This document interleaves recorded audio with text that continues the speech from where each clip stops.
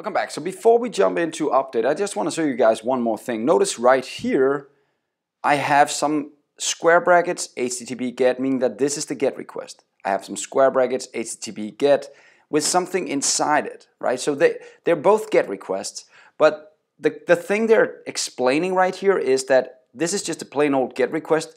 I'm not expecting anything after API/customers. I'm not expecting anything else. You might send me something and I can add it as parameters, but I don't expect anything. Whereas down here it says it's a GET request and I expect that you're passing in something extra, and I'm going to take that extra stuff right here after the slash. I'm going to take that extra stuff and I'm going to convert it into an actual ID right here for you.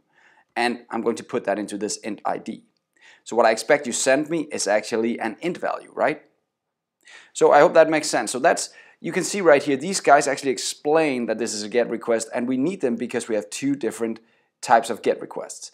But if I scroll down, notice the post right here. The post doesn't have any information that this is actually a post request. How does that work? Well, again, just like we had up here with naming conventions, it expects, like right here, it expects that if you have this in here, you're going to call your API slash and then the first part of the controller name, right? It's the same down here. If you have an action inside a controller called post, I expect it's a post request. And I don't have to put in the square bracket HTTP post, but I am allowed. So I'm going to do that right now so you guys don't get confused. This is an HTTP post request.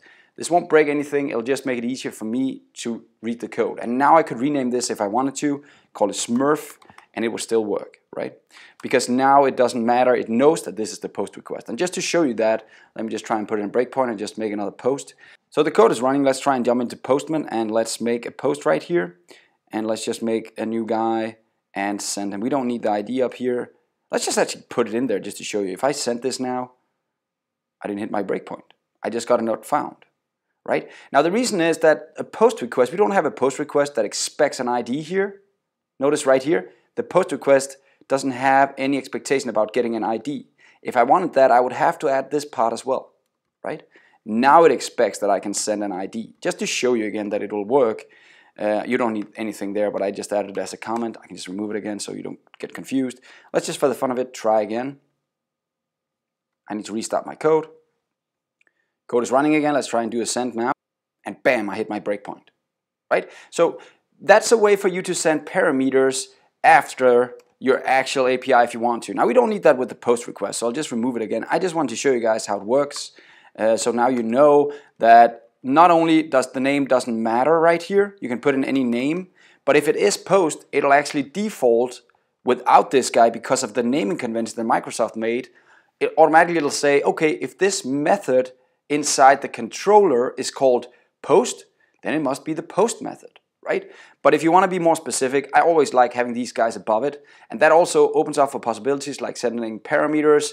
Later on, we can start using other types of these annotations right here. We can start looking at authentication, stuff like that. So you might as well just get used to having these annotations above your actions or methods inside your controller.